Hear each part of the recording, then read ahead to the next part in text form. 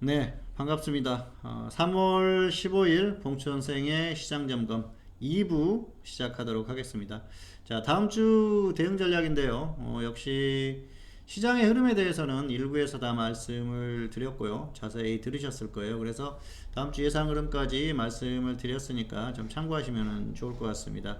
자, 2부는 다음 주 대응 전략입니다. 시장이 지금 이렇게 흘러가는데 과연 어떻게 대응할 것인가 상당히 중요하죠. 결국은 이 대응이 굉장히 중요해요.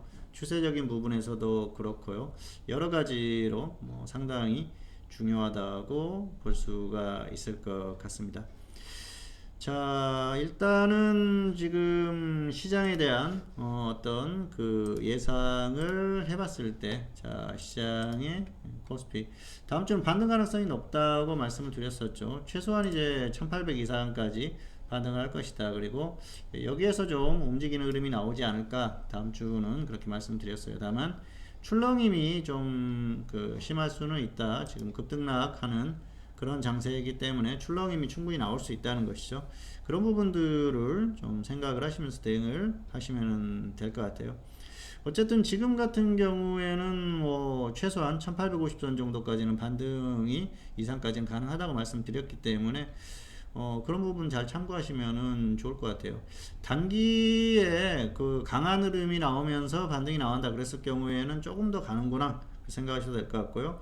단기에 좀 약하다 그랬을 경우에는 꾸역꾸역 가가지고 1850 정도 갔을 때 고점을 그때는 확인해야겠죠. 여기에서 또 갑자기 또 한번 확 뚫어주는 그런 상황도 발생을 하거든요. 그래서 여러 가지 면을 봐야 되는데 뭐 그건 다양한 걸 봐야 됩니다. 뭐 여러 가지를 봐야겠죠. 그래서 그때는 상황에 따라 달라지니까 최소한 이제 1800 이상에서 움직일 것이고 1850선 정도까지는 가지 않을까 현재로서는 그렇게 보고 있으니까 뭐 그 정도 흐름을 생각을 하시면서 대응을 하시면 좋을 것 같아요.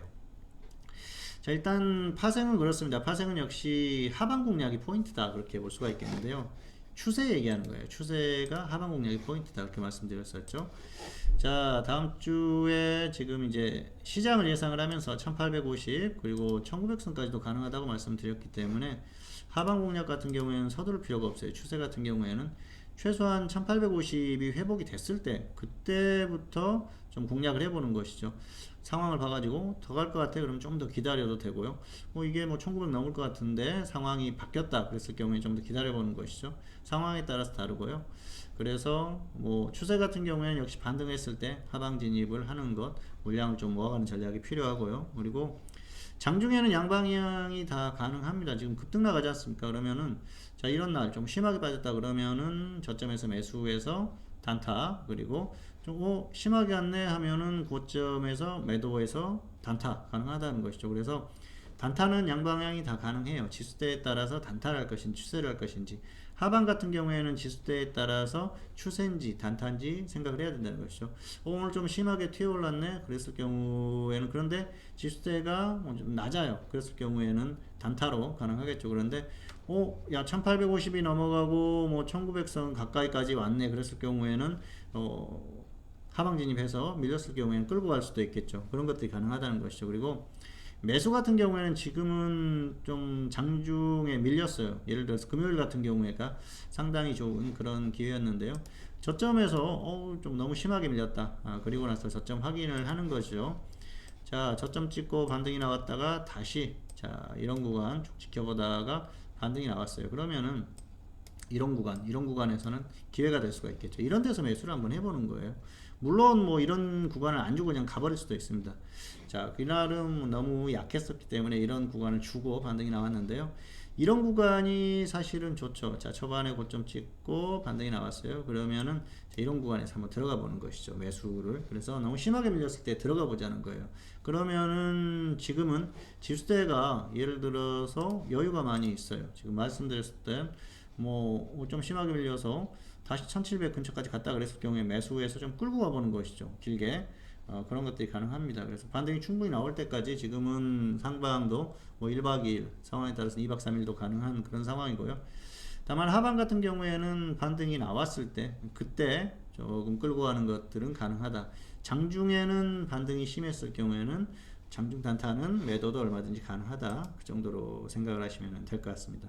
자, 어쨌든 대응도 역시 추세로 끌고 갈 것인지, 추세는 역시 하방이고요. 그리고 장중의 단타는 지수의 등락에 따라서 얼마든지 가능하다는 것을 말씀드리겠습니다. 자, 그리고 목요일이나 금요일 이 정도로 이렇게 심하게 밀리는 건 예외적인 상황이에요. 이게 흔한 상황이 아니기 때문에 지수가 뭐 예를 들어서 뭐 10포인트 이상 밀렸을 때 매수를 들어가야 된다, 10포인트 이상 반등이 나왔을 때 매도가 들어가야 된다, 뭐꼭 그렇게 생각하실 필요는 없습니다. 월요일 같은 경우에는 좀 강하게 반등이 나올 가능성이 높으니까 충분히 기다렸다가 매도를 하더라도, 단타를 하더라도 하시는 게 나을 것 같고요. 뭐 오히려 반등했다가 좀 심하게 밀리면 다시 매수를 들어가도 되니까 잘 살펴보시면서 하시면 될 것 같아요. 어쨌든 지금은 장중 단타와 추세적인 매매, 일봉 매매를 좀 구분을 해서 그렇게 전략을 잘 세우시면 좋을 것 같습니다. 자, 그리고 종목 같은 경우에, 현물 같은 경우에는 역시 단기적으로 지수가 좀 심하게 밀리면서 종목들이 조정을 많이 받았으니까요. 테마주들 위주로 해보세요. 지금 지수가 심하게 밀릴 때는 테마주까지 같이 밀리니까 우량주 같은 경우에는 뭐 속수무책이죠.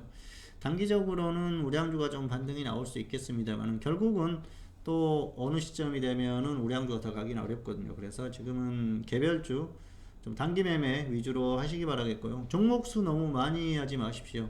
뭐 많아도 세 종목, 웬만하면은 두 종목 이하로 좀 하시는 게 좋을 것 같아요. 그래서 보유 종목이 너무 많으면 안 되고요. 지수가 반등할 때는 뭐 반대로 좀 종목이 많아도 됩니다만은 어쨌든 지금은 그 정도로 대응하시기 바라겠습니다. 자, 그리고 관심 종목은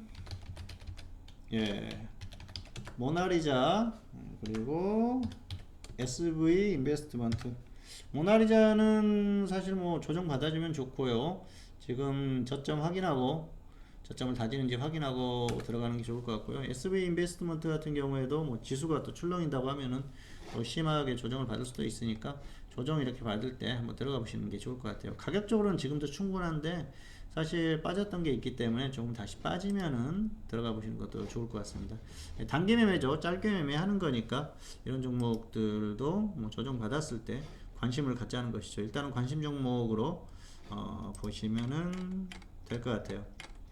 자, 그리고 이번 주에도 뭐 SV 인베스트먼트, 또 뭐 MH 에탄올, 이런 종목들 수익 매도를 했는데요. 다 20% 이상씩 수익 매도를 했습니다. 자, 그리고 또 금요일 같은 날에도 BC월드 제약, 이 종목도 20% 이상 수익 매도를 했는데요.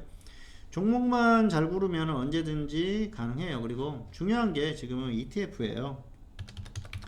앞에서도 언급을 했습니다만은 이 인버스, 자, 코스닥 150 선물 인버스를 매수를 저점에서 시켜서 결국은 최근에 지수 빠질 때 톡톡 효과를 받지 않습니까? 그래서 인버스가 꼭 필요하다는 말씀을 드리겠고요.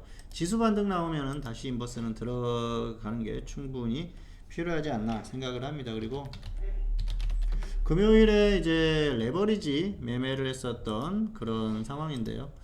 자, 이것도 뭐 좀 아쉬워요. 사실 홀딩 시키려고 했는데 이렇게까지 많이 가버릴 줄 몰랐습니다. 9,950원이 15%였는데 장중에 15% 수익이 나왔어요. 그래서 15%로 수익 매도를 했는데요. 어쨌든 지수가 반등한다고 생각을 하면은 충분히 들어가 볼 수 있는 것이죠. 8,650원에 추천을 해서 장중 15%로 뭐 괜찮은 결과가 나왔어요. 사실 ETF로 15% 수익 나오기 어렵거든요. 그런데 장중에 이게 나왔다는 게 굉장히 기분이 좋았었고요. 더 좀 심하게 빠졌다 그랬으면 다시 매수 시키려고 그랬는데 그 정도까지는 안 왔어요. 사실은 월요일에도 반등할 가능성이 높기 때문에 홀딩 시키려고 그랬는데 좀 문자가 늦어가지고 좀 아쉬웠던 상황입니다. 어쨌든 지금은 ETF를 잘 활용하시는 것도 좋을 것 같아요. 지수가 등락이 나오다 보니까 좀 심하게 빠졌을 때는 뭐 파생 안 하시는 분들은 레버리지, 그리고 심하게 갔을 때는 인버스, 뭐 이렇게 좀 짧게 매매하는 것도 가능하고요. 그리고 또 ETF 같은 경우에는 움직임이 종목에 비해서 좀 덜하기 때문에 비중을 더 많이 들어갈 수 있거든요. 그래서 이 ETF를 좀 잘 활용하셨으면 하는 마음에서 뭐 이 ETF까지 말씀을 드렸습니다. 어쨌든 다음 주에도 대응 잘 하시기 바라겠습니다. 앞에서 화생이나 현물에 대한 대응 전략을 말씀드렸으니까요. 잘 활용하셔가지고 좋은 결과 있기를 바라겠습니다. 네, 평택촌놈 TV는 유튜브에 다양한 동영상이 있습니다. 잘 활용하시기 바라겠고요. 2020년 3월 15일 일요일 봉천생의 시장 점검 2부 오늘은 여기서 마치도록 하겠고요. 저는 다음 시간에 다시 찾아뵙도록 하겠습니다. 감사합니다.